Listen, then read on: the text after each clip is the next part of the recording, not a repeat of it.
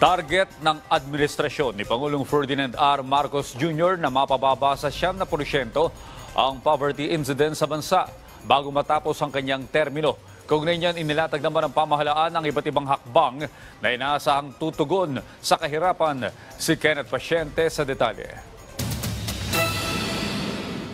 Nananatiling nakatutok ang pamahalaan sa pagtuldok sa tinatawag na poverty incidence sa bansa. Katunayan, target ng administrasyon na ibaba ito ng 7% bago matapos ang termino ni Pangulong Ferdinand R. Marcos Jr. Sinabi ito ng National Economic and Development Authority o NEDA bilang tugon sa lumabas na SWS survey kung saan maraming Pilipino ang kinukonsidera ang kanilang estado bilang mahirap. Ayon sa NEDA, iba't ibang programa na ang inilatag ng pamahalaan para matugunan ang kahirapan.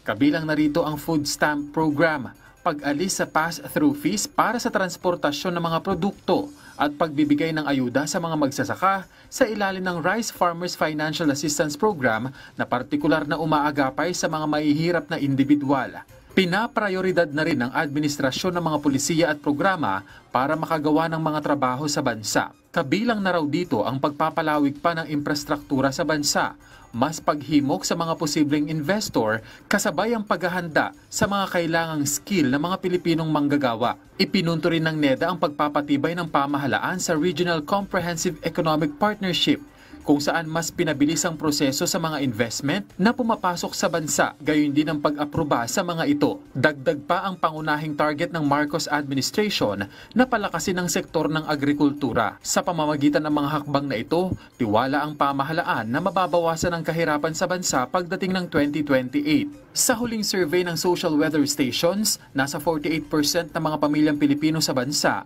ang ikinukonsidera ang kanilang pamumuhay bilang mahirap. Paliwanag ng NEDA, isinagawa ang survey nitong Setyembre kung kailan nangyari ang sunod-sunod na sakuna gaya ng bagyo na nagbunsod ng pagtaas ng presyo ng mga bilihin at nakaapekto sa mga kapos na pamilya. Paliwanag pa ni Balisacan, mas mataas ang food inflation noong Setyembre kumpara noong Hunyo, kaya nakaapekto ito sa persepsyon ng mga respondent. Tiniyak naman ng DSWD na tutok ang ahensya sa pagpapatupad ng food stamp program na umarangkada na sa Tondo sa Maynila, Cagayan Valley, Bicol, Caraga at BARM. Target na maipatupad ito sa buong bansa sa susunod na taon kung saan makatatanggap ang mga kapuspalad na pamilya ng 3,000 na food augmentation kada buwan. Patuloy din ang 4Ps ng DSWD kung saan mahigit 4 na milyong pamilya ang patuloy na nakikinabang.